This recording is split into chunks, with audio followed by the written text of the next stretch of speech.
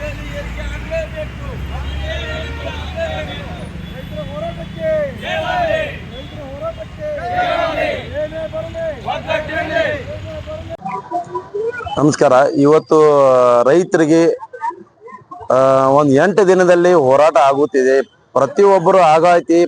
ಯಾರು ರಾಜಕೀಯ ಆಗಲಿ ಸಚಿವರಾಗಲಿ ಯಾರು ಅವ್ರಿಗೆ ಕಬ್ಬಿನ ದರ ಏರಿಕೆ ಮಾಡಿಲ್ಲ.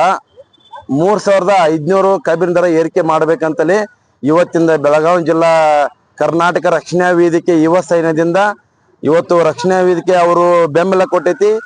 ಇವತ್ತು ಬೆಂಬಲ ಕೊಟ್ಟೈತಿ. ನಾಳೆ ಅವ್ರಿಗೆ 3500 ಕಬ್ಬಿ ದರ ಏರಿಕೆ ಆಗದಿಲ್ಲ ಅಂದ್ರೆ ಉಗ್ರವಾಗಿ ಹೋರಾಟ ಮಾಡಬೇಕಾಗಿ ತಮ್ಮಲ್ಲಿ ಹೇಳುತ್ತೇನೆ. ಯಾಕಪ್ಪ ಅಂದ್ರೆ ಮೂಡಲ್ಗಿ ಆಗ್ಬೋದು, ಇಲ್ಲಾರ ಗೋಕಾಕ್ ಆಗ್ಬೋದು, ಚಿಕ್ಕೋಡಿ ಆಗ್ಬೋದು, ಪ್ರತಿಯೊಂದು ತಾಲೂಕದಲ್ಲಿ ಹೋರಾಟ ಮಾಡುತ್ತಾರ.